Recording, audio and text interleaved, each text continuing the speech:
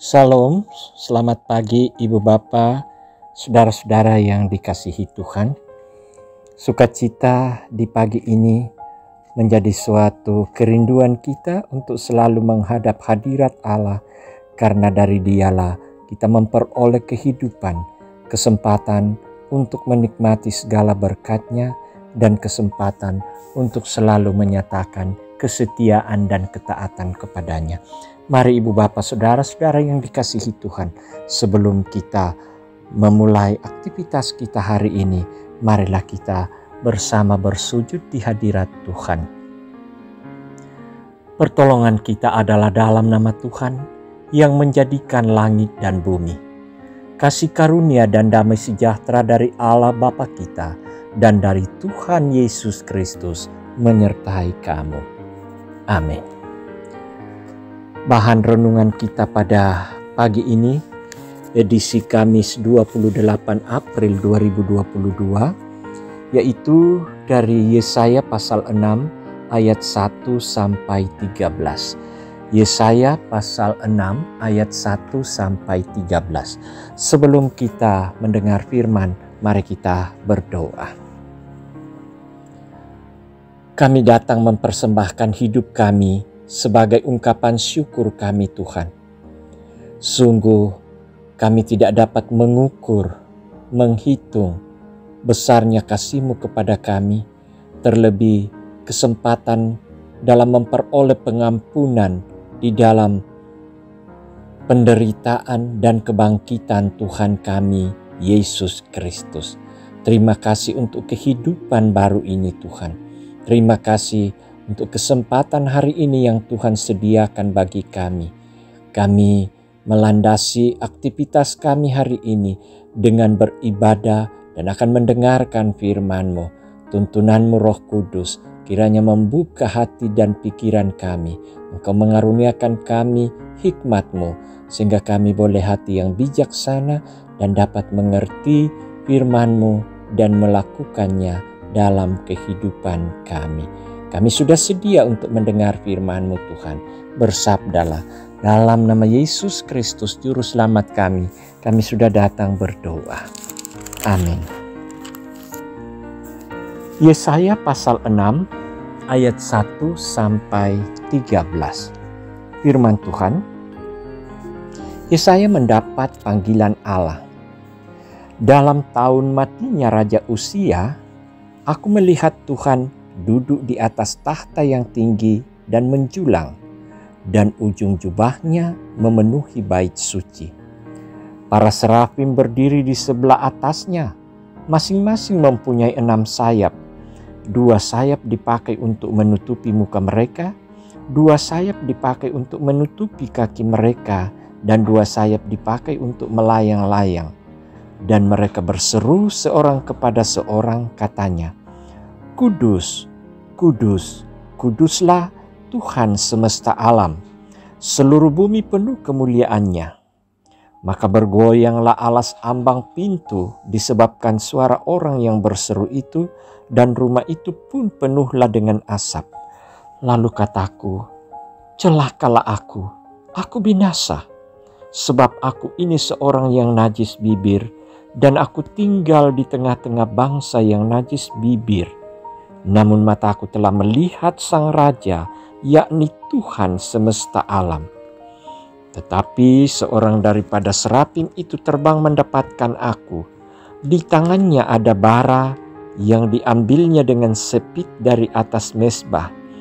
Ia menyentuhkannya kepada mulutku serta berkata, Lihat, ini telah menyentuh bibirmu, maka kesalahanmu telah dihapus dan dosamu telah diampuni. Lalu aku mendengar suara Tuhan berkata, Siapakah yang akan kuutus? Dan siapakah yang mau pergi untuk aku? Maka sahutku, Ini aku, utuslah aku. Kemudian firman-Nya, Pergilah dan katakanlah kepada bangsa ini, dengarlah sungguh-sungguh tetapi mengerti jangan. Lihatlah sungguh-sungguh tetapi menanggap jangan. Buatlah hati bangsa ini keras, dan buatlah telinganya berat mendengar, dan buatlah matanya melekat tertutup, supaya jangan mereka melihat dengan matanya, dan mendengar dengan telinganya, dan mengerti dengan hatinya, lalu berbalik dan menjadi sembuh. Kemudian aku bertanya, sampai berapa lama ya Tuhan? Lalu jawabnya, sampai kota-kota telah lenggang sunyi sepi, tidak ada lagi yang mendiami, dan di rumah-rumah tidak ada lagi manusia, dan tanah menjadi sunyi dan sepi. Tuhan akan menyingkirkan manusia jauh-jauh, sehingga hampir seluruh negeri menjadi kosong. Dan jika di situ masih tinggal 1/10 dari mereka, mereka harus sekali lagi ditimpa kebinasaan. Namun keadaannya akan seperti pohon beringin dan pohon jawi-jawi yang tunggulnya tinggal berdiri pada waktu ditebang, dan dari tunggul itulah akan keluar tunas yang kudus. Demikian firman Tuhan, berbahagialah kita yang mendengarnya dan melakukannya dalam kehidupan. Amin. Dipanggil untuk melayani. Dipanggil untuk melayani. Saudara-saudara yang dikasihi Tuhan, saat dipanggil oleh Tuhan untuk melayani, maka kita seharusnya memiliki kesadaran penuh untuk mempersiapkan diri kita dengan baik, agar pelayanan kita berkenan kepadanya. Kesadaran seperti ini yang harusnya dimiliki oleh kita sekalian selaku orang percaya. Nabi Yesaya memulai pelayanannya dengan dasar pengenalan yang benar akan Allah. Nabi Yesaya tahu betul bahwa Allah adalah Allah yang kudus, yang tidak dapat membiarkan ketidakkudusan terjadi di mana-mana. Hanya dengan menyadari hal ini, maka berita yang disampaikan oleh Nabi Yesaya menjadi sangat serius, karena Allah akan menghukum umat yang tidak kudus. Hal lain yang Yesaya taruh di dalam hatinya saat dia dipanggil oleh Allah adalah dia sadar tentang siapa dirinya dan betapa mulia panggilan yang dia terima. Oleh karena itu ia harus menjalankan tugasnya dengan baik. Saat mengenal kekudusan Allah, Yesaya menyadari kerapuhan dirinya dan bahwa ia dikuduskan oleh Allah dan dilayakkan untuk melayani Dia. Dengan mengetahui bahwa kekudusan dirinya adalah anugerah dari Allah, maka Nabi Yesaya sepenuhnya bersandar pada kekuatan dari Allah untuk menyampaikan firman kepada umat. Nah, saudara-saudara yang dikasihi Tuhan, selaku orang percaya, pelayanan kita harus mencontoh Nabi Yesaya.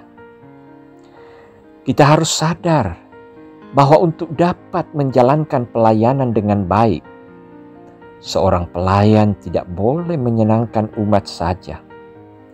Pelayan yang baik harus memelihara persekutuan yang erat dengan Tuhan. Karena dengan menjaga kekudusan diri dan menjaga keutuhan pemberitaan firman, maka kita dapat memenangkan jiwa-jiwa untuk Tuhan demi untuk kemuliaan namanya dan keselamatan segenap ciptaan. Amin. Mari berdoa. Terima kasih untuk kesempatan yang Tuhan anugerahkan di pagi ini.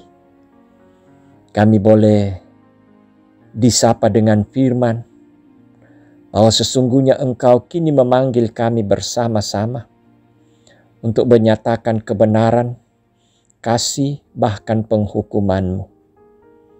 Kiranya kami disadarkan bahwa ketika kami hidup dalam ketidaktaatan, hidup berkanjang dalam dosa, maka kami akan memperoleh penghukuman yang kekal.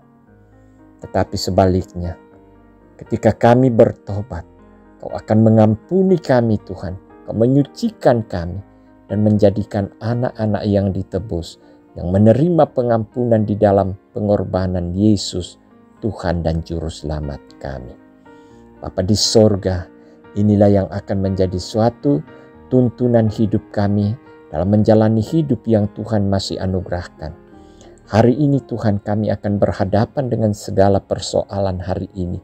Tapi kami percaya ada Tuhan, dan bersama Tuhan kami akan terlindungi, kami akan terberkati, memperoleh kecukupan. Kami akan dipelihara, baik itu ketika kami bekerja, kami bersantai, kami istirahat, kami bercengkrama. Tuhan, Engkau ada, Engkau selalu menyertai kami. Biarlah ya Tuhan, aktivitas kami hari ini, semuanya itu kami landaskan oleh kebenaran firman-Mu. Kami akan taat dan setia hidup di dalamnya. Bapa di sorga, kami mendoakan saudara-saudara kami yang sesungguhnya sangat rindu Tuhan untuk mengambil bagian dalam persekutuan-persekutuan orang kudus-Mu. Namun mereka terbatasi oleh keterbatasan fisik oleh karena penyakit. Kami doakan Tuhan, kami bersyafaat semua. Kami rindu bahwa penguatan dari Tuhan akan selalu mengiringi kehidupan mereka, menguasai pikiran mereka, menguasai hati mereka, sehingga kegelisahan, ketakutan, kecemasan, bahkan tawar hati tidak akan mengalahkan mereka, tetapi mereka bersandar pada Tuhan, mereka bergantung pada Tuhan, mereka yakin bahwa penderitaan mereka adalah satu ujian yang semestinya dijalani. Karena sesungguhnya hidup yang sesungguhnya adalah hidup bersama Kristus yang telah mengalahkan penderitaan itu. Bapa di sorga, kami berdoa dan terus berdoa untuk anak-anak kami dalam pertumbuhan, dalam pendidikan, dalam pencarian kerja. Kami menyadari Tuhan bahwa Engkau sudah merancangkan perjalanan hidup anak-anak kami, yaitu rancangan damai sejahtera.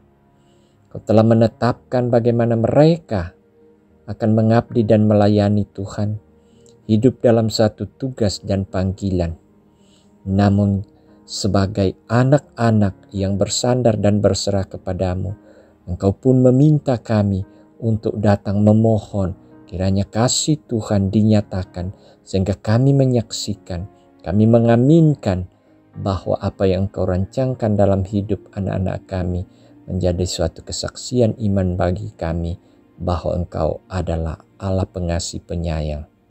Bapa di dalam sorga, bersyukur untuk saudara-saudara kami yang boleh merayakan ulang tahunnya sepanjang minggu ini. Semuanya itu akan menyaksikan bahwa hidup kami adalah pemberian-Mu dan hidup kami akan kembali kepadamu. Olehnya itu, mereka-mereka yang berulang tahun tidak hanya bersuka cita karena pertambahan 1 tahun, tetapi bersuka cita untuk hidup dalam kesetiaan dan ketaatan kepada Tuhan. Terima kasih Tuhan, kami berdoa untuk semua pelayanan-pelayanan yang diangkat di tengah-tengah jemaat, pun pelayanan-pelayanan PKB, PWGT, PPGT, dan sekolah minggu. Semuanya itu adalah bagian-bagian dari persekutuan yang Tuhan bentuk dan dirikan di tengah-tengah jemaat untuk bersama-sama bersaksi melayani. Bapa di dalam sorga, terima kasih. Inilah doa kami persembahkan kepadamu Tuhan. Kami bawa dalam nama Tuhan kami Yesus Kristus. Itulah Tuhan dan Juru Selamat kami. Amin. Saudara-saudara yang dikasihi Tuhan, firman Tuhan sungguh datang menyatakan kepada kita bahwa sesungguhnya kita adalah umat Tuhan. Marilah kita hidup dan menghidupi penebusan dan keselamatan yang kita peroleh itu dengan tetap menunjukkan hati yang bijaksana untuk setia dan taat di dalam firman-Nya. Saudara, terimalah berkat-Nya. Tuhan memberkati engkau dan melindungi engkau. Tuhan menyinari engkau dengan wajah-Nya dan memberi engkau kasih karunia. Tuhan menghadapkan wajah-Nya kepadamu dan memberi engkau damai sejahtera sekarang dan selamanya. Amin. Demikian ibadah kita. Selamat beraktivitas. Tuhan memberkati.